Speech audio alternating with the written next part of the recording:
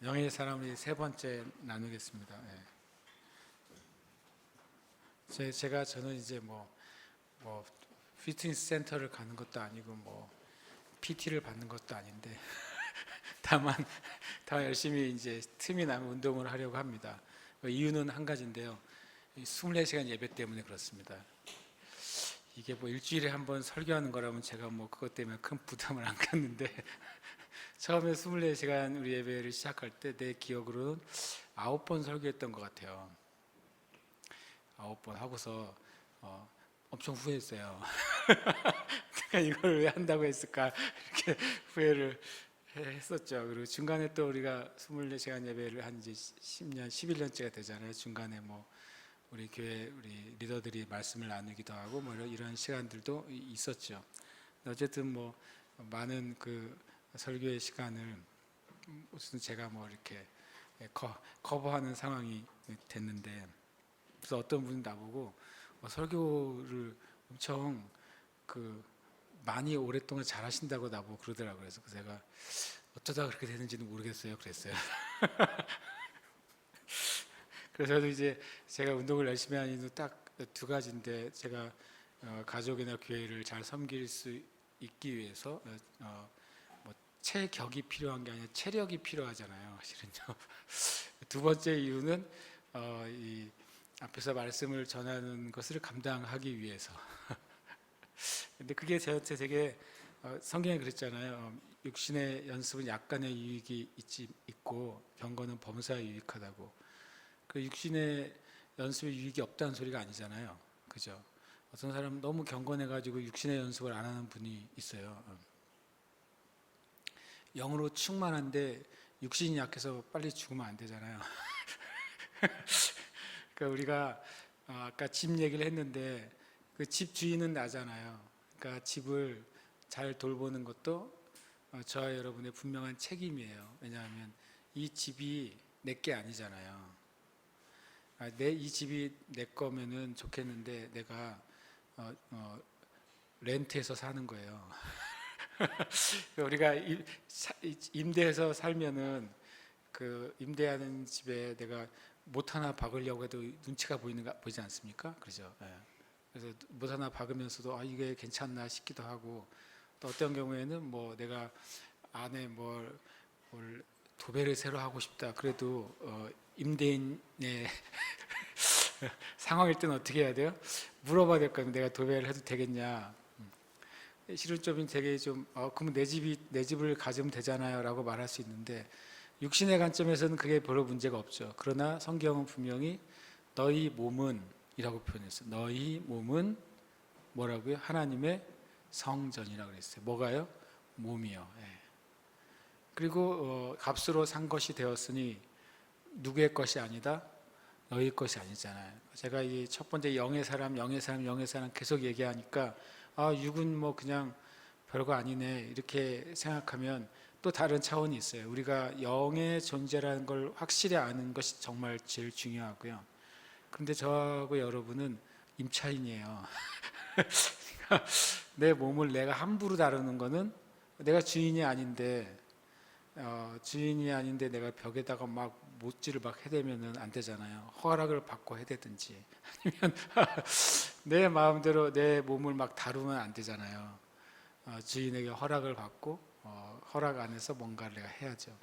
그래서 이게 되게 중요하다는 걸 다시 한번 깨닫습니다. 먼저는 내가 영의 존재라는 것을 진짜로 아는 것이 그리스도인의 삶에 엄청난 변화를 가져온다. 그 다음에 또 하나는 나의 몸이 성전이면서 동시에 내 것이 아니라는 사실을 깨닫는 건 엄청난 변화를 가져와요. 그래서 나의 건강이지만, 실은 나의 몸이지만 주님이 나에게 허락하시고 사용하라고 하시고 보존하라고 하시고 잘 쓰라고 하시는 몸이에요. 그렇잖아요. 그러니까 내가 내 몸에 대해서도 책임을 다해야 돼요. 최선을 다해야 됩니다. 그래서 내가 그 주인이신 그분이 좀 사용하자고 할 때 뭐 마음대로 쓰세요 할 수 있어야 되는 거 아니겠어요? 주님이 사용하자고 할 때 그런데 좀 힘들다 그러면은 그러면 우리의 그 책임이 아니잖아요. 주님이 내 몸의 주인이신 주님이 나에게 맡겨주셨잖아요. 관리할 책임을 맡겨주셨어요.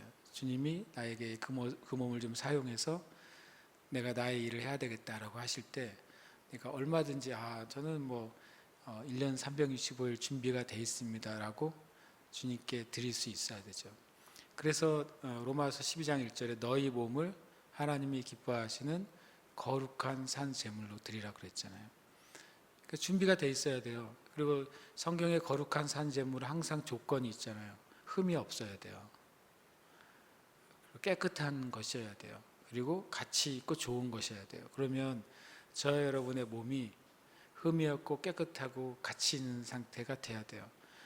우리가 인생 컷을 찍으려고 운동하는 것도 아니고 주님 앞에 합당할 때 합당한 통로, 거룩한 통로, 하나님의 축복의 통로로 사용되기 위해서 우리 몸을 준비하는 것. 그것도 실은 알고 보면 그것도 경건이에요. 그렇지 않습니까? 그것이 또 경건의 모습이고 우리는 그렇게 주님 앞에 가야 됩니다. 제가 그거를 잘 몰랐어요. 실은 정직하게.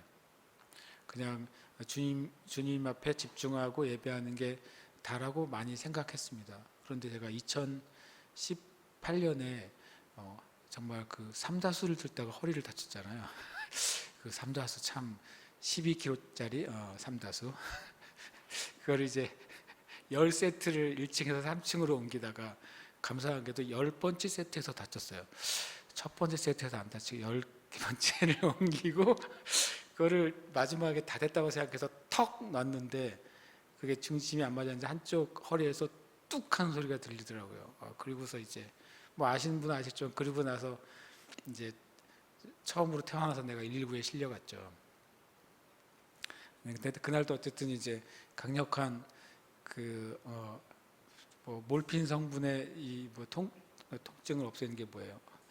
진통제를 2방을 세게 맞고 그 힘입어서 설교를 했어요. 주일날 설교를 하고 집에 들어가가지고 이렇게 허리가 아프게 이렇게 고통스러운 걸 내가 그날 처음 느꼈죠. 그리고 어쨌든 주님이 치유해 주셔가지고 병원에서는 3개월 동안 물리치료를 받아야지 일상적인 활동을 할 수 있다고 그랬는데 저는 3일 만에 수요일 예배부터 운전하고 설교하고 그리고 다시는 병원에 안 갔거든요. 그러니까 주님의 은혜로 치유가 주어졌는데 그때 제가 가만히 생각했어요. 왜 내 허리가 다쳤지? 내가 처음에는 내 영으로 깨어있지 않아서 그럴 때 없으세요? 여러분 무슨 일 벌어지면 내가 깨어있지 않아서 그래 라고 처음에 생각했는데 내가 그렇게 그때 제 삶이 그렇게 주님과 멀어져 있는 상태는 아니었거든요. 근데 내가 그냥 얼떨결에 허리가 다치면 제가 가만히 생각해 봤어요. 그러면 나에게 어떤 일이 주님도 원하시지 않고 나도 원하지 않는 일이 벌어졌을 때는요, 우리는 그냥 성경적으로 볼 때 뭔가 옳지 않은 것이 개입할 틈이 생겼다는 거잖아요. 그럼 어쨌든 나한테 뭐가 틈이 생겼을까 생각해 봤더니 제가 내 몸을 다루고 보호하는데 되게 소홀했다는 사실을 제가 알았어요. 그때요. 기도하면서 알았죠. 기도하면서 주님 내가 무슨 틈이 있을까요? 제가 그 틈을 주님의 은혜로 3개월짜리의 치료 기간이 3일로 단축이 되게 해주셨는데 그런데 그러면 나에게 있는 갑자기 원치 않게 뜻하지 않게 허리를 다치게 된 그 틈이 뭔지 내가 알고 싶습니다라고 주님께 기도했는데 제가 제 몸에 대해서 아무 일도 하고 있지 않는 걸 그때 알았어요. 그냥 새끼 잘 먹고 그냥 열심히 공부를 하거나 말씀을 보거나 기도하고 맡겨진 일을 다 하면 되지. 그랬는데 꽤 오랜 시간 동안 내 몸이 그게 이제 일종의 과부하가 걸려 있던 상태. 그때 이제 마귀가 틈을 얻게 된 것이죠. 그래서 그때 그 이후로 제가 이제 운동이라는 걸 시작을 했습니다. 별로 제가 운동을 못하는 사람은 아니지만 운동을 열심히 하는 사람은 또 아니었거든요. 제가 고백했잖아요. 제가 피트니스 센터를 3번 돈을 내고 등록했는데 3번 다 3일 이상을 못 갔다는 거. 근데 3번 등록할 때마다 2번인가요? 이것도 헷갈리네요. 참 신기하게도 3개월치씩 등록했는데 3일 이상 못 갔다는 거. 더 놀라운 사실은 이 교회 전에 있던 교회 교회 바로 위에 층에 피트니스 센터가 있었어요. 그 피트니스 센터를 3개월을 등록했죠. 굉장히 할인 혜택을 받으면서. 그래서 내가 바로 교회가 오늘 왜 이럽니까? 제가 시간 나한테 오네요. 그러니까 제가 속으로 어떻게 나 이거 교회 가면서 들려서 운동하면 되잖아요. 그런 자연스러운 그 마음을 가지고 했는데 이걸 잡아야 끝날 것 같은데 못 잡. 안 잡힌대요. 하여튼 큰일이네. 지금 모기가 설교를 방해하는 건 처음이네요. 그래서 이거 어떡하냐, 이 영상을 올릴 수가 없겠는데 이거. 그런데 그렇게 열심히 굳게 열심히 다니죠. 너무 자연스럽다고 생각했는데요. 그 3개월을 끊었는데 제가요 3일을 갔어요. 90일 중에 3일. 믿을 수 없는 일이죠. 예. 근데 사실이에요, 사실. 그러니까 제가 3번이나 그렇게 처음 결혼해서 그때까지 3번이나 3개월씩 등록했는데 정말 세상에 그렇게 돈이 아까운 적은 세상에 처음이었거든요. 그리고 그만큼 그에 열심을 내지 않았거든요. 근데 그 2018년, 내 기억이 18년 같아요. 그때 그렇게 아픈 다음에 이것이 나한테 주님의 일을 하는데 틈이 될 수 있다는 사실 그때 처음 알은 거예요. 몸무게의 개념도 아니고 뭐 개념도 아니고 내가 내 몸을 그냥 내버려 뒀던 사실이 됐어요. 그때 처음으로 이제 제가 운동을 해야지라고 생각을 한 거죠. 그걸 잘못 생각하면 이건 육신의 연습은 약간의 이익이 있으니까 그건 집어 던져야 돼 라고 생각하는 게 또 온전한 적용이 아닌 거예요. 그리고 제가 한번 자주 말씀드렸잖아요. 그때 유튜브 선생님을 통해서 수영을 배웠다고. 그래서 물 엄청 많이 먹고 그래서 저 옆에 있는 애양 운동장에 있는 실내 수영장에서 물 진짜 많이 먹거든요. 먹고 25m 라인을 시작한 게 아니라 50m 라인을 처음 시작했으니 물을 얼마나 먹었겠어요. 50m가 500m처럼 느껴지는 거죠. 끝이 없어요. 처음에 수영을 하면 도대체 언제 끝이 나는 걸까? 혹시 내가 제자리에서 헤엄을 치고 있는 게 아닐까? 이런 착각을 한 적도 여러 번 있었거든요. 그러니까 그때부터 제가 이제 체력이 약하다는 사실을 알았어요. 그러니까 힘은 있지만 몸에 체력은 없는 거죠. 그래서 조금씩 증가되고 늘어난 것 같아요. 그러니까 알고 보면 여기 찬양팀은 1시간 찬양하잖아요. 1시간 찬양도 실은 체력이 많이 들거든요. 어떤 때는 제가 한 2분 늦게 올라오면 그 2분이 굉장히 길게 느껴질걸요. 마지막 한 소절을 계속 반복해야 되는 상황이 벌어졌을 때 굉장히 정말 안으로는 속으로는 엄청 기도하면서 아마 찬양할 거예요. 아마 목사님이 빨리 오기를. 그러니까 찬양하고 예배하는 것도 에너지가 들잖아요. 실은 알고 보면 저는 그냥 본다면 저는 이제 3번을 하잖아요. 오늘 저녁 만약 6시부터 했다면 실제로는 4시부터 시작했죠. 4시에 준비 모임 할 때도 같이 기도하고 또 같이 말씀을 나눴잖아요. 그럼 4시부터 시작해서 지금까지 왔단 말이죠. 그런데 생각보다는 제가 괜찮아요. 생각보다는 괜찮은 거죠. 그렇다고 제가 엄청난 올마이티가 아니라, 그런데 우리가 영의 사람이라고 하는 것은 내 영이 나의 몸과 실은 나의 삶을 다스리고 다룰 줄 알게 되는 거예요. 그냥 내 영으로 기도하고 방언하는 생활, 기도하는 생활, 예배하는 생활, 그게 영의 사람의 생활이 아니라 내 영이 정말 내가 영의 사람이 돼서 영인 내가 나의 몸을 다스리고 돌보고 바르게 만들 수 있어야 돼요.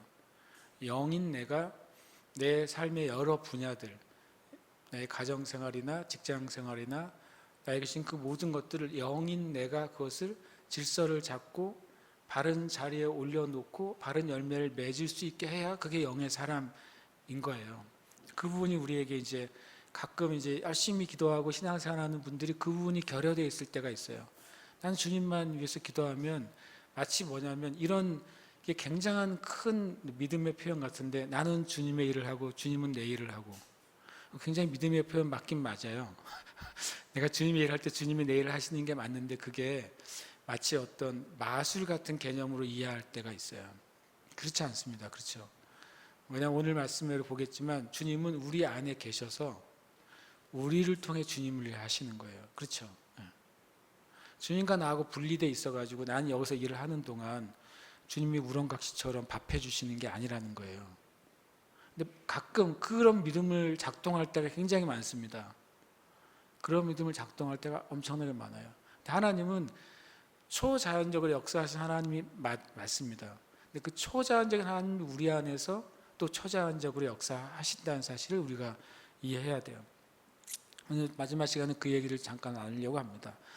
고린도후서 5장 17절 한 번 더 읽겠습니다. 시작. 그런즉 누구든지 그리스도 안에 있으면 새로운 피조물이라 이전 것은 지나갔으니 보라 새 것이 되었도다. 예, 아멘. 이 말씀이 달고 달아서 헛것이 되지 않도록 말씀을 여러분이 계속 묵상하기를 축복합니다.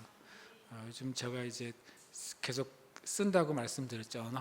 어느 한 말씀을 기억하고 싶으면 그 말씀이 자연적으로 내 안에 암송될 때까지 계속 씁니다. 그래서 또 쓰고 또 쓰고 쓰면 되게 정말 효과가 좋다는 걸 요즘 진짜 많이 느낍니다. 여러분 쓰시길 축복해요. 그래서 이 말에서 고린도후서 5장 10절 말씀도 아마 여러분과 제가 노트에다가 한 10번쯤 읽으면서 쓰면 아마 마음에 딱 새겨질걸요.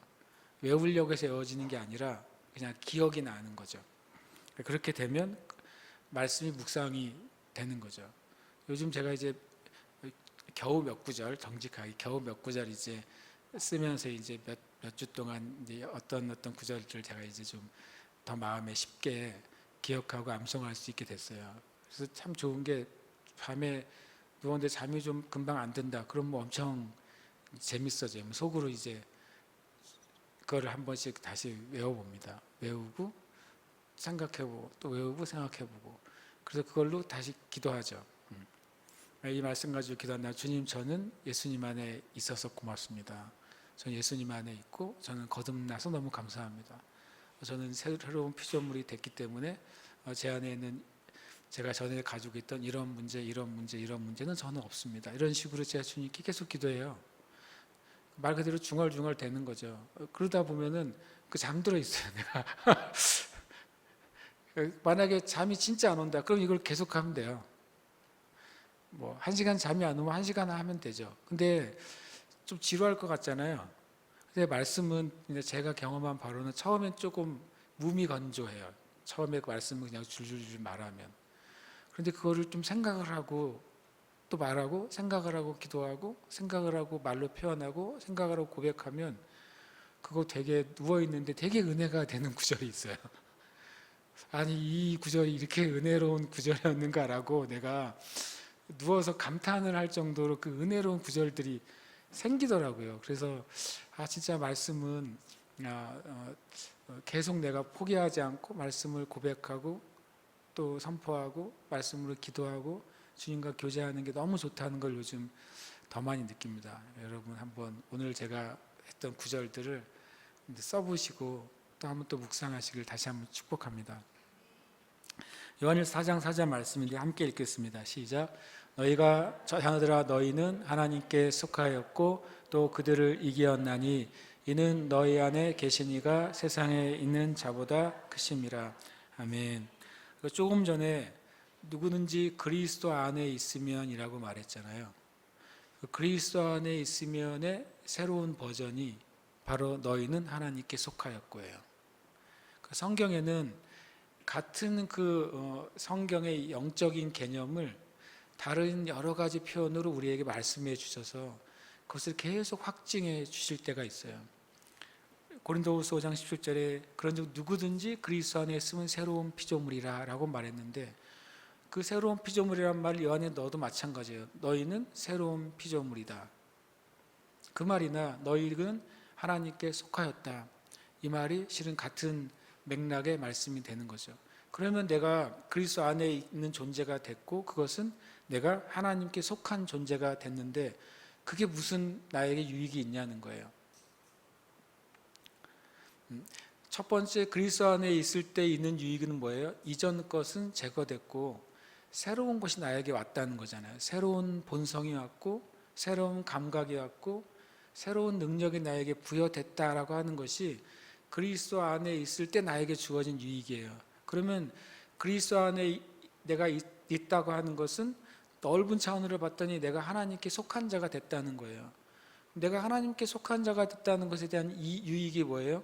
내가 그들을 이기는 자가 됐다는 거예요. 그들은 뭐냐면 세상에 있는 자들이에요. 성경에서 말하는 세상은 마귀가 다스리고 마귀가 조정하고 마귀가 날뛰고 있는 세상이죠. 마귀와 마귀에 속한 존재들을 이기는 존재가 내가 됐다는 의미라는 거예요. 왜 그러면 내가 예수 그리스도 안에 있고 하나님에 속한 자가 된 것으로 말미암아서 그것만으로 어떻게 내가 마귀를 이기는 존재가 됐는가? 뒤에 이제 설명해 줍니다. 이는 항상 왜냐하면이잖아요. 왜 내가 마귀를 이기는 자가 되었느냐? 왜 내가 또 마귀를 이길 수 있는 존재가 되었느냐?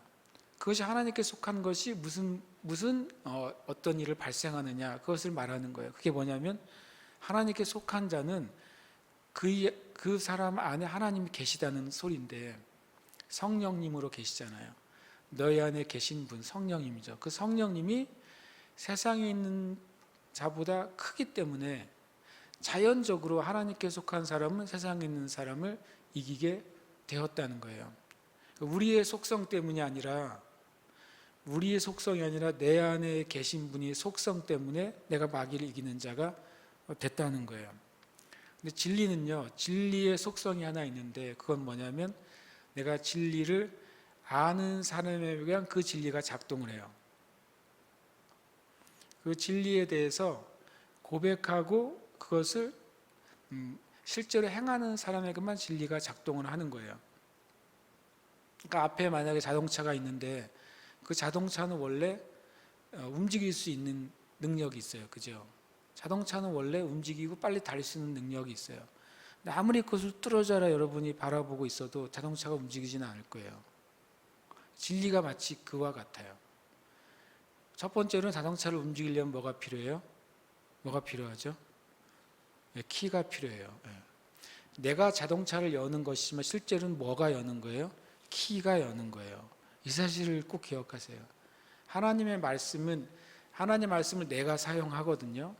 근데 그 말씀이 역사하는 거예요. 근데 그 말씀을 내가 들고 사용하느냐 안 하느냐에 따라서 자동차의 문이 열리느냐 열리지 않느냐가 그냥 결정돼요. 심지어는 내가 자동차 키를 소유하고 있다 할지라도 내가 자동차 키를 사용해서 열기 전에는 절대로 자동차는 안 움직입니다. 저와 여러분이 말씀을 기억하거나 말씀을 배워서 알고 있다고 해서 말씀이 역사하지 않아요. 키를 사용한다고 하는 것은요, 그 말씀을 고백하고 선포하는 거예요. 그거를 우리가 하지 않으면 절대로 그 자동차는 움직이는 일이 절대 없을 것입니다.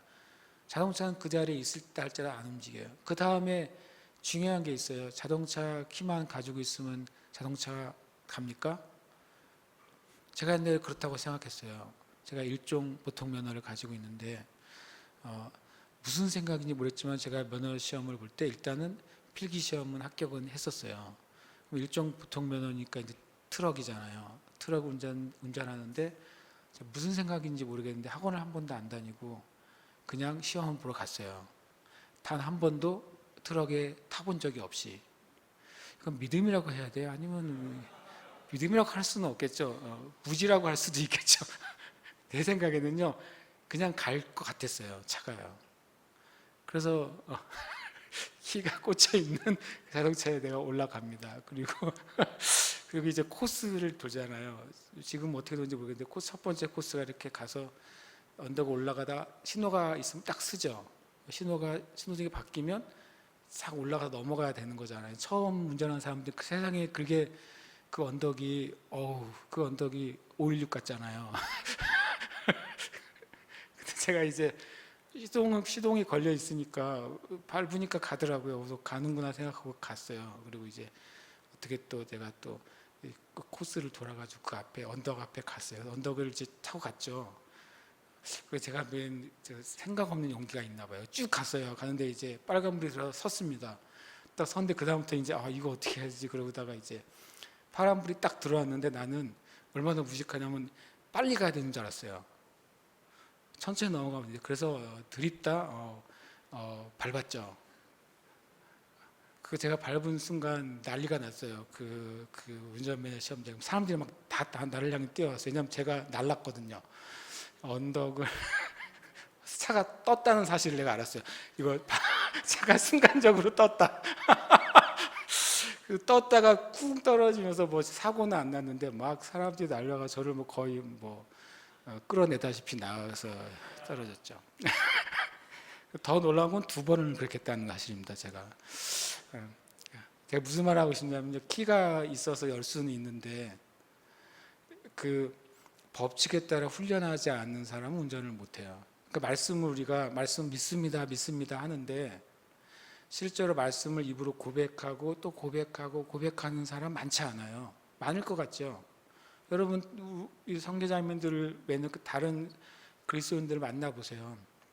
평소에 말할 때 성경 구절을 사용해서 말하는 사람 몇 명 있는지요? 생각보다 없습니다.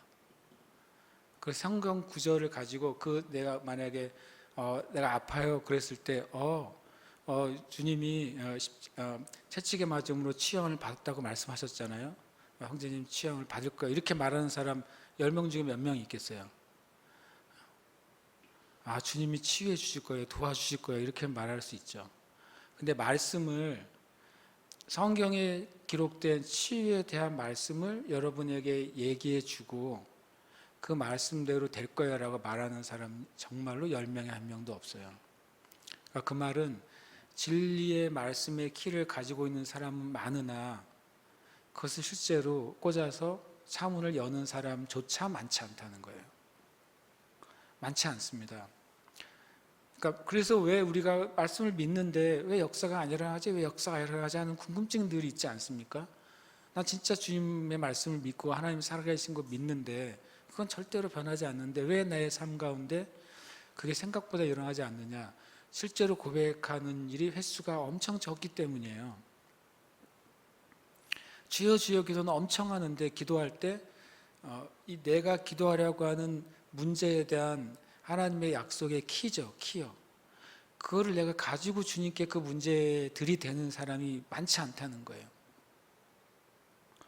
그걸 저도 깨닫습니다. 이게 정말 중요하구나. 우리 형제 자매님들은 나의 문제에 관계된 그 약속의 키를 하나님 앞에 그 문제에 꽂는 사람들이 돼야 되겠구나. 그래서 그거를 우리가 연습을 해야 되는 거예요. 그래서 설교 제가 끝날 때마다 나는 계속 이제 반복을 하는 거죠. 말씀을 내 표현으로 하는 방법. 그건 그냥 저 스타일의 방법인데 여러분 스타일의 방법이 나올 수도 있어요. 성경 구절을 내 표현으로 바꿔서 하나님께 고백하는 방법. 이걸 계속 하십시오. 어떻게 보면 뭐 되게 고상한 기도의 방법이 아닐 것 같기도 해요. 좀 우리는 되게 은혜로운 문장들이 쫙 그냥 물 흐르듯이 가는 기도를 늘 듣고 보고 왔는데 그렇지 않아요. 하나님의 말씀을 가지고 거기에 내 마음과 고백을 실어서 하는 기도가 능력 있는 기도예요. 그게 역사하는 기도입니다. 그래서 우리가 하나님께 속해 있다는 사실은 내 안에 있는 존재의 속성이 세상에 있는 존재보다 크다 이거예요. 이게 단순한 겁니다. 단순한 개념인데 이것을 그리스도인들이 확 붙잡고 있느냐 그거죠. 그걸 확 붙잡고서 내가 그거를 포기하지 않고 그래 내 안에 계신 그분의 존재가 나에게 있는 문제보다 확실히 큰 분이야. 그래서 내 안에 있는 분은 심지어는 이 세상에 있는 그 존재에게 지는 것 자체가 불가능한 분이야. 이 사실을 내가 정말 꽉 붙잡게 되면 그 다음부터 우리의 기도가 힘이 생길 거예요. 분명히. 왜냐하면 그게 사실이니까. 어렴풋이 그럴 수도 있어. 아니면 그랬으면 좋겠어라는 게 아니라 그게 사실이 됐기 때문에 그거를 명확하게 내가 고백하면서 기도할 수 있는 거죠. 그래서 우리가 영의 존재라는 사실, 그리고 영의 존재인 나는 하나님 안에, 예수님 안에 있는 존재고 하나님께 속한 존재고 내 안에 계신 성령님이 이러한 본질을 가지고 계시다. 이것을 내가 이제 주장하기 시작할 때 마귀가 나에게 할 수 있는 일들은 그다지 많지가 않아요. 나에게 할 수 있는 일은 이제 없어져요. 마귀가 하려고 하면 뭘 하겠어요? 내 주변의 상황이나 사람을 통해 뭔가를 하려고 할 수밖에 없는 것이죠. 요즘 새벽에 다니엘서를 나누잖아요. 참 놀랍게도 다니엘서를 보면서 제가 깨닫는 게 마귀가 다니엘 자체는 아무 일도 못하더라고요. 다니엘의 새 친구 자체는 어떤 일을 못해요. 왜냐하면 그 다니엘과 새 친구는 제가 보기엔 놀라울 정도로 하나님에 대한 믿음에 있어서는 빈틈이 없는 거예요. 다니엘을 병들게 하거나 다니엘을 다치게 하거나 다니엘의 무슨 일이 벌어지기를 절대 못해요. 다니엘을 향한 공격은 딱 하나예요. 주변 상황이에요. 저와 여러분이 믿음에서 견고해지면 마귀가 우리에게 할 수 있는 일은 실은 없는 거예요.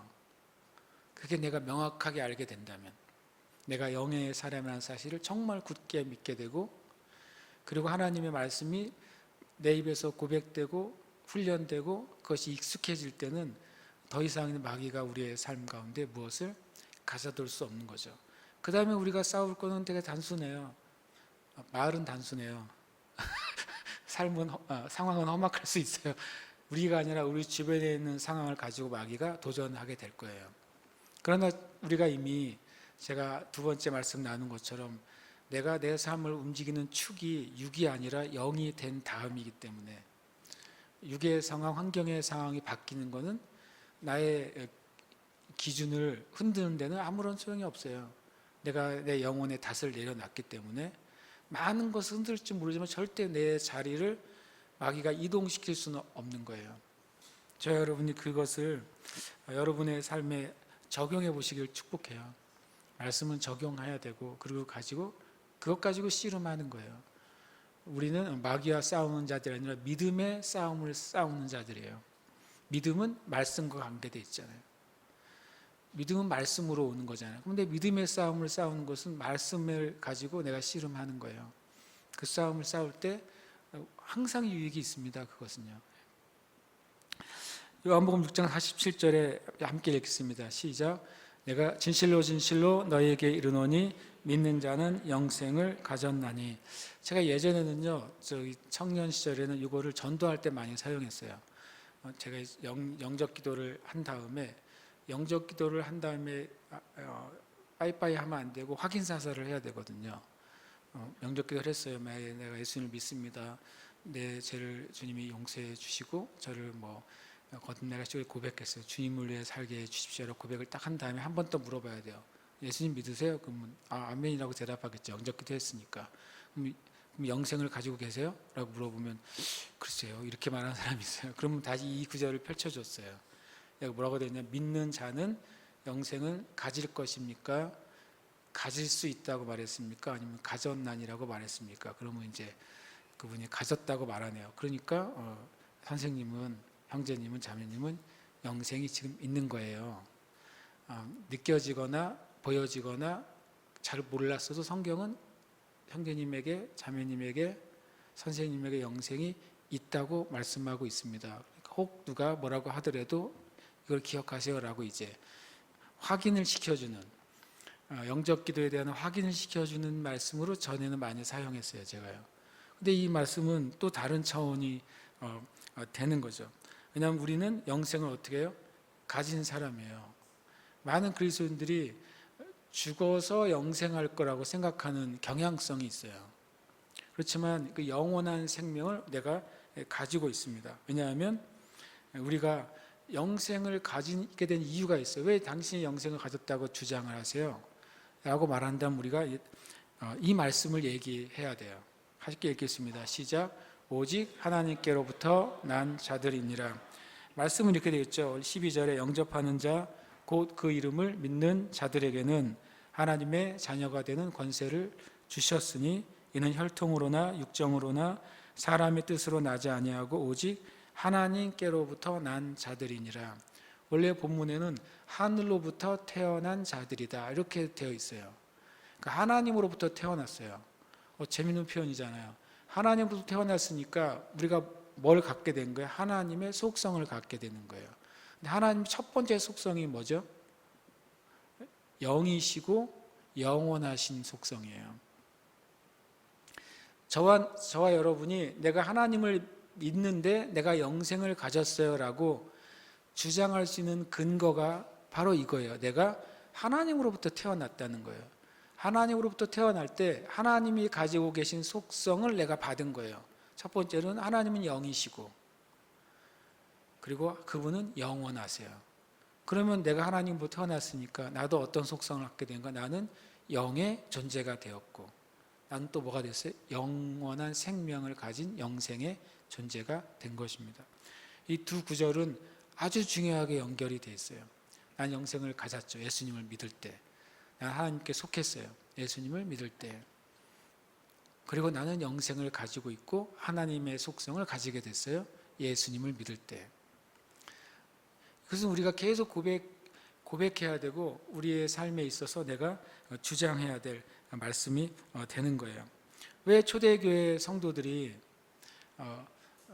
모든 세대 성도들이 다 순교 앞에 있지는 않습니다. 그러나 초대교회 성도들이 그들이 정말 하나의 미랄처럼 순교의 씨앗들이 됐는데, 그들이 그 순교의 앞에 이르렀을 때 많은 초대교회 그 역사나 자료를 보면 그들이 두려워하지 않았대요.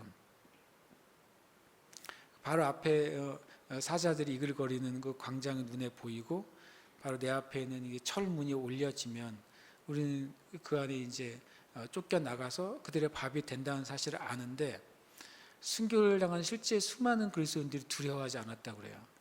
그 이유 중 하나가 뭐냐면요, 진짜 나의 생명이 있고 내가 영생을 얻었다는 사실이 그 초대교회 성도들에게 너무 실제였기 때문에 나의 육이 사자에게 밥이 되더라도 내 생명이 사라지는 것이 아니라는 걸 아는 거예요. 내가 영생을 가진 자였기 때문에 사자가 내 영생을 물어뜯을 수는 없다는 사실을 아는 거예요. 마귀가 내 목을 자르듯이 내 영생을 잘라버릴 수 없다는 사실을 아는 거예요. 그러니까 그 굉장히 단순한 믿음인데 그게 엄청 강력한 믿음이 돼가지고 그 로마의 폭정과 그 사단의 정말 달려드는 삼키려고 하는 그 시도도 그 초대교회 성도들을 바꿀 수가 없었잖아요. 여러분, 우리가 영생을 가졌다고 하는 사실은 강력한 힘을 갖습니다. 마귀가 우리의 삶에 할 수 있는 게 별로 없어요. 그거를 믿고 주장하고 고백하고 선포하는 사람에게는요. 저 여러분이 그 믿음의 삶 가운데 있는 줄 믿습니다. 아멘. 한 말씀 더 읽겠습니다. 함께 읽겠습니다. 우리는 살아계신 하나님의 성전이라. 이와 같이 하나님께서 이르시되 내가 그들 가운데 거하며 두루 행하여 나는 그들의 하나님이 되고 그들은 나의 백성이 되리라. 아멘. 아멘. 이 말씀을 예를 들어서 제가 묵상한다는 게 이런 거예요. 우리는 살아계신 하나님의 성전이다. 내가 하나님의 살아계신 하나님의 성전이에요. 내가 이 고웅령이라는 존재가 살아계신 영원하신 전능하신 하나님의 성전이에요. 가끔 그런 거 있잖아요. 이렇게 어떤 기념 성전이 있어요. 사도 바울을 기념하는 성전 이런 게 있잖아요. 그러면 사도 바울의 믿음과 신앙을 기념할 수 있죠. 또 때로는 어떤 순교자를 기념하는 어떤 성전이 이렇게 받쳐지는 경우도 있잖아요. 그런데 저와 여러분의 몸이 뭐를 기념하는 몸이냐면, 우리의 몸이 만약에 머릿돌이 되어진다면 이 몸은 살아계신 하나님이 계신 집이다라고 써 있다는 거예요. 그런 네일을 하나 만들어야 되겠네요. 속옷을 하나 만들어가지고 이니셜을 박아서 이 몸은 하나님이 계신 집임 이렇게, 아니면 티셔츠를 만들어가지고 이 몸은 하나님이 거하고 있는 집이다 이렇게. 어느 성경은 빌딩이라고 되어 있더라고요. 빌딩. 하우스보다는 빌딩이 좀 더 있어 보이고 더 비싸 보이고 갓나게 보이는데 이렇게 번역 일제되어 있어요. 이 집은 하나님의 빌딩이다 이렇게 되는 영어 성경 문장을 보고서 이게 더 마음에 드네 제가 그랬는데요. 이 사실 자체를 한번 생각해 보세요. 내 몸은 살아계신 하나님이잖아요. 살아계신 분은 죽은 분이 아니거든요. 어떤 고정되어 있는 물질이나 대상이 아니거든요. 절에 가면 있는 아주 금치를 했지만 그대로 있는 그런 불상이 아니시란 말이에요. 그분은 살아있고 인격적이시고 그리고 능력이 있는 진짜 신인데, 진짜 신이 살고 있는 집이 나란 말이에요. 진짜 전능한 존재가 살고 있는 집이 저와 여러분이에요. 이건 성경이 말하고 있어요. 놀랍게도 이건 너무 감사하게도요, 저와 여러분이 이 사실을 깨닫지 못해도 이건 그냥 사실이라는 거예요. 내가 이 말씀을 가지고 기도하거나 선포하거나 주장하지 않더라도 이게 사실이란 사실이에요. 그러니까 이제부터는 이걸 주장해야죠. 아까 진리의 성격이 뭐라고요? 그것을 알고 사용하고 훈련해야지 열매가 나온다 그랬어요. 그러면 살아계신 하나님이 내 안에서 나를 통해 정말 겸손하신 거 아니에요? 그분이 내 안에 있겠다고. 근데 더 얼마나 겸손하신지 내가 그들 가운데 거하며 두루 행하여 라고 말했어요. 하나님이 얼마나 겸손하신지 우리 안에 거하시고 행하는데 내가 그분에게 자리를 맡겨드린 만큼 행하시는 거예요. 나의 의지나 나의 주님께 드리는 고백 없이 주님이 행하시지 않고, 내가 주님, 내 안에 살아계신 주님이 나의 이 영역 가운데 주님이 지혜를 주시고 행해 주세요라고 맡겨드릴 때 그분은 내 안에 거하시면서 일하십니다. 행하여라고 되어 있는지 원래 의미는 일하신다라고 되어 있어요. 일을 하시는 거예요. 하나님이 우리 안에서. 그런 관계, 하나님이 사시는 집이면서 그 안에서 역사하시는 사람과의 관계를 그들은 나는 그들의 하나님이 되고 그들은 나의 백성이 되리라고 말씀하는 거예요. 여러분, 우리 하나님의 능력이 내 안에 있습니다. 그래서 우리의 체질을 바꿔야 돼요. 우리가 부정적인 말을 하는 체질을 바꿔야 돼요. 나는 원래 몸이 좀 약해. 우리 부모님도 약했고 우리 할아버지 할머니도 약했어. 우리 집안은 체질이 약해. 우리는 이제 그 체질을 바꿔야 되는 거죠. 왜냐하면 우리는 하나님 체질이 돼야 돼요. 그 하나님 체질이라는 사실을 우리는 고백해야 되는 거예요. 제일 어떻게 보면 우리가 우리의 믿음을 갉아먹는 중에 하나가 뭐냐면 원래 그래요. 원래 그런 게 있잖아요. 내 어렸을 때부터 원래 그런 게 있어요. 그런 거 많지 않습니까? 우리의 삶에, 내 습관에, 나의 몸에, 나의 어떤 것에 나는 원래부터 이랬어. 이런 것이 사실인 게 되게 많아요. 우리의 삶 가운데. 근데 원래를 이제 바꿔야 돼요. 왜냐하면 주님이 살아계신 하나님이 내 몸을 주님의 거처로 삼으셨으니까 이제 원래 그런 것들을 바꾸실 수 있는 분이 내 안에 계시게 된 거예요. 그럼 우리가 우리 입에서 이제 나는 원래 그래. 우리 집은 원래 그래. 우리 형제들은 원래 그래. 이 말을 이제는 우리가 하나씩 제거해 가야 돼요. 원래 그랬을지라도 이제는 살아계신 하나님이 내 안에 계시게 됐으니까 주님이 불편한 것을 그냥 두고 계실 분이 아니거든요. 내가 주님께 이제 맡겨야 되죠.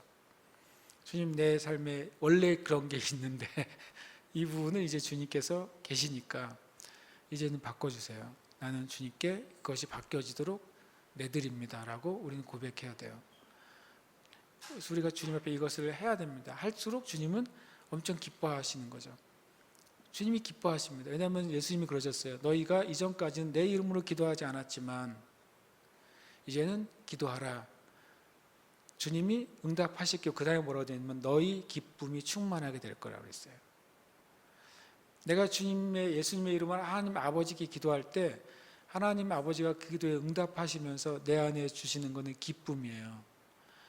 내가 기도했더니 하나님 아버지가 내 안에서 역사하시는구나 하는 것이 얼마나 큰 영의 기쁨, 삶의 기쁨, 인생의 기쁨이 될 것이고 그것을 하나님이 되게 원하신다고 말씀하신 거예요. 그러니까 우리가 이제 그 진리의 성질을 이제 사용을 해야 되는 것이죠. 말씀 하나 같이 보겠습니다. 읽겠습니다. 시작. 너희 안에서 행하시는 이는 하나님이시니 자기의 기쁘신 뜻을 위하여 너희에게 소원을 두고 행하게 하시나니. 아멘. 그러면 하나님이 우리 안에 거하시고 우리 안에서 행하신다고 그랬어요. 그분은 살아계신 하나님이에요. 그분이 내 몸을 하나님이 계신 거처로 삼으셨다고 말했어요. 하나님이 어떤 방식으로 행하시냐는 거예요. 우리 안에서 어떤 방식으로 일하시느냐는 거예요. 그 방식을 알아야 될 거 아니에요. 그래야 우리도 그 하나님의 일하심에 협조를 해야죠. 협조를 해야 하나님이 일하실 수 있는 거예요. 그게 하나님이 정해놓으신 하나님이 일하시는 방법이에요. 왜 정해놓으셔야 되냐면요, 하나님은 그 정해놓지 않는 방법으로는 일이 안 일어나야 되기 때문에 그래요. 하나님이 방법을 정해놓지 않으시면 마귀가 이런 방법 저런 방법 우리에게 일할 수 있어요. 그럼 우리가 이게 하나님이 하신 일인지 마귀가 하는 일인지 내가 하는 일을 구별이 안 되잖아요. 그래서 하나님이 정해놓으셔야 돼요. 그래야 우리가 이런 방법으로 일이 일어나면 하나님이 하시는 일이구나 라고 아는 거예요. 그런데 이런 방법이 아닌 일로 일이 시작되면 이건 하나님이 하시는 방법이 아니네 라고 내가 뭘 할 수 있어요? 이 경고등을 켤 수 있는 거예요. 그래서 이게 굉장히 중요합니다. 내가 곧 진리라고 말했어요. 길이라고. 길이 뭐예요? 길은 방법이에요. 하나님 나에게 일하실 수 있는 길은 예수님인데, 그래서 그 길이 정해져 있는 거예요. 하나님 너희 안에서 행하시는 이라고 말하고 있죠. 이 말씀은요. 너희는 누구예요? 우리죠. 나예요. 안이라고 말했어요. 안은 뭐예요? 내 속사람, 나의 영이죠. 하나님은 어디서부터 하나님의 일을 행하시냐면 우리의 속사람으로부터 하나님의 일을 행하신다는 거예요. 그래서 제일 좋은 하나님의 일을 하는 방법은 저 여러분이 성령 안에 있는데 무엇이 깨달아질 때예요. 그게 최고예요. 저 여러분이 성령 안에 있을 때 어떤 계획이 떠오를 때예요. 그게 최고예요. 저 여러분이 성령 안에 있을 때 누군가가 생각나고 중보해야 된다고 생각되는 거, 그게 최고예요. 성령 안에 있는 제일 좋은 방법이 뭡니까? 제일 좋은 방법은 내가 늘 깨어 있으면 되는데, 내가 성령 안에 있고 깨어 있을 수 있게 되는 좋은 방법은 주님을 예배하는 삶을 사는 거예요. 그리고 영으로 기도하는 거예요. 그럴 때 내가 성령 안에 있게 되고, 성령 안에 있을 때 주님이 내 안에서 행하시기 시작해요. 어떤 신호를 가지고 행하시냐면 하나님이 자기의 기쁘신 뜻을 위하여 너희에게 소원을 두고 행하게 하신다. 하나님의 기쁘신 뜻이 나에게 뭐가 되냐면 하고자 하는 소원이 돼요. 우리는 이런 방식으로 일해야 돼요. 주님을 전심으로 예배하고 성령님 안에 있으면서 내가 기도할 때 내 마음에 하나님의 뜻이 내 안에 소원으로 오는 거예요. 내가 이거를 딱 받는 것이죠. 마치 이제 훈련된 그 야구 선수가 공을 누가 싹 던지면 탁 캐치하잖아요.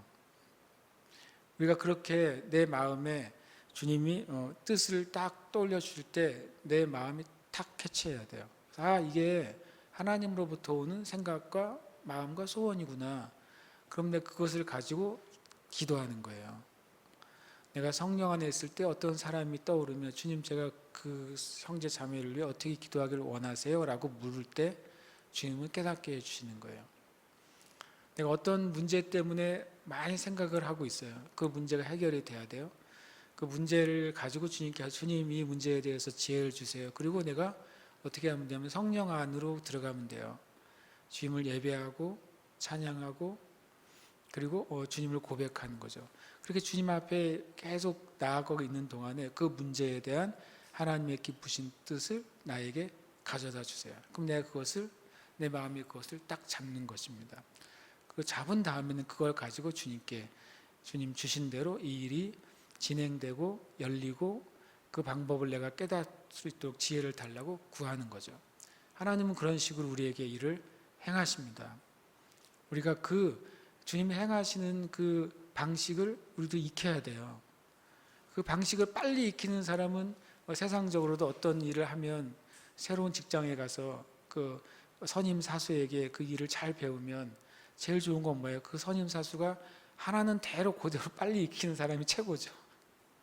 그게 숙달되는 사람이 최고인 거예요. 그럼 그 사람이 훨씬 더 탁월하게 되는 거예요. 우리가 그 일을 해야 됩니다. 이렇게 또 그 일을 여러분 하시기를 축복합니다. 아멘. 다시 요한 1서 4장 4절입니다. 자녀들아, 너희는 하나님께 속하였고, 우리가 첫 번째 메시지 그 얘기를 했어요. 우리는 영의 사람이다. 우리는 어떤 존재라고요? 이 육체라는 집 안에 사는 존재다. 그리고 육체라는 집 안에서 내 눈을 통해 바깥을 보고 있는 거예요. 우리가 영의 존재라는 사실을 기억하시길 축복합니다. 그리고 우리 영의 존재일 때 우리는 주님의 소유가 되고 예수님과 연결됐다는 말을 두 번째 했어요. 그렇죠? 생명의 관계로 연결됐고 주님과 소통할 수 있는 관계로 연결됐어요. 그리고 주님과 순서가 정해졌다고 말씀을 드렸어요. 그리고 이제 더해서 우리는 하나님께 속했고 그래서 이기는 자가 됐어요. 주님은 우리의 마음 가운데 하나님의 소원을 떠올려 주심으로 주님의 생각을 우리에게 깨닫게 해 주십니다. 그래서 우리가 그 방식으로 주님의 일이 우리 삶 가운데 일어나야 되는 것입니다. 근데 하나님의 기쁘신 뜻은 뭘까요?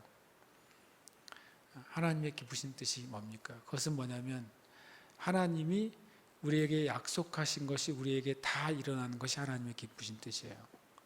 이 말을 기억하십시오. 우리 하나님의 기쁘신 뜻을 얘기하면 뭔가 그때 막 계시적으로 뭔가 문장이 떠올라야 하나님의 기쁘신 뜻이라고 생각하는데 성경에 하나님이 우리에게 네가 나에게 이렇게 하면 내가 너에게 이렇게 해줄게라고 한 약속이 있죠. 그게 하나님의 기쁘신 뜻이에요. 그게 하나님의 기쁘신 뜻이에요. 또 하나님의 기쁘신 뜻은 뭐냐면 너는 이걸 할 수 있어 라고 하는 걸 우리가 하는 게 하나님의 기쁘신 뜻이에요. 부모가 자녀에게 야 너는 걸을 수 있어 일어나서 걸어, 꼬마 아이에게 걸어라고 계속 말할 때 그 아이가 벌떡 일어나서 걸으면 그게 그 부모를 기쁘게 하는 뜻이죠. 하나님은 성경에 나의 자녀들은 이런 일을 할 수 있다라고 말씀하셨어요. 그리고 나의 자녀들이 이런 일을 하기를 원한다라고 말씀하셨어요. 나는 내 자녀들에게 이걸 주겠다라고 약속하셨어요. 그럼 이 모든 게 뭐예요? 하나님의 기쁘신 뜻이에요. 이게 이루어지는 게 하나님 아버지의 뜻이라고요. 그럼 우리가 성경 말씀 안에 있는 것을 깨달을 때 이건 하나님 나에게 이루시기 원하신 하나님의 기쁘신 뜻이에요. 그래서 우리는 그것을 주님께 가지고 나가서 구해야 돼요. 그리고 이런 생각을 가져야 돼요. 하나님이 나에게 이루어지는 것이 하나님이 기뻐하신 일이야. 내가 하나님 안에서 성취하고 이기는 것이 하나님이 제일 기뻐하는 일이야. 나는 하나님을 기쁘시게 하기 위해서 어떤 면에서는요, 믿음 안에서 형통해야 돼요. 믿음 안에서 승리해야 돼요. 그것이 하나님을 기쁘시게 하는 일이야 라고 우리 고백하고 또 나아가시기를 축복합니다. 우리가 함께 이 시간 기도하십시다. 요한일서 4장 4절 말씀인데요, 함께 읽겠습니다. 시작. 자녀들아 너희는 하나님께 속하였고 또 그들을 이기었나니 이는 너희 안에 있는 이가 세상에 있는 자보다 크심이라. 아멘. 너희는에다가 우리 이름을 넣어서 한 번 더 읽겠습니다. 시작. 자녀들아 고운영은 하나님께 속하였고 또 그들을 이기었나니 이는 고운영 안에 계신 이가 세상에 있는 자보다 크심이라. 아멘. 고백합니다. 내 안에 있는 성령님은 귀신들과 악한 영들보다 크시다. 아멘. 한 번 더요. 내 안에 있는 성령님은 귀신들과 악한 영들보다 크시다. 아멘. 고백합니다. 내 안에 있는 성령님은 질병보다 크시다. 아멘. 한 번 더 고백합니다. 내 안에 있는 성령님은 질병보다 크시다. 아멘. 고백합니다. 하나님이 약속하신 것을 내가 이루는 것이 하나님의 기쁘신 뜻이다. 아멘. 한 번 더요. 하나님이 약속하신 것을 내가 이루는 것이 하나님의 기쁘신 뜻이다. 아멘. 우리가 이 밤에 우리가 계속해서 이제 지성소 예배로 갑니다. 그리고 또 우리 형제자매님들은 집에서 안식하시기도 하고 여기서 기도하기도 하고 또 집에서 예배하기도 합니다. 그 전에 우리가 이 고백을 믿음으로 고백하고 또 기도하면서 이 밤을 이렇게 지내기를 원합니다. 여러분 밤에 이렇게 고백해 보세요. 집에 가시면서 이것을 고백하세요. 잠이 들면서 고백하십시오. 내 안에 계신 성령님은 여러분의 있는 문제들을 얘기하세요. 이 문제보다 크십니다. 내 안에 계신 성령님은 내 학점보다 크십니다. 내 안에 계신 성령님은 수능보다 크십니다. 내 안에 계신 성령님은 어떤 문제보다 크십니다. 이거를 내 영의 확신과 기쁨이 될 때까지, 이 내가 고백하는 고백이기 때문에 내가 기뻐지고 흥분이 되고 너무너무 좋고, 아 주님이 이것이 사실구나라고 느껴질 때까지 오늘 밤에 고백하시기를 축복합니다. 우리 이름을 넣어서 고백하고 우리가 기도하십시다. 그래서 우리 북한 살리기 팀이 여기 딱 정렬돼서 준비될 때까지 우리가 같이 기도하고 싶습니다. 함께 이 시간 이름 넣어서 고백하겠습니다. 공영 안에 있는 성령님은 귀신들과 악한 영들보다 크시다. 공영 안에 있는 성령님은 질병보다 크시다. 하나님이 약속하신 것을 공영이 이루는 것이 하나님의 기쁘신 뜻이다. 아멘. 할렐루야. 주님 감사합니다.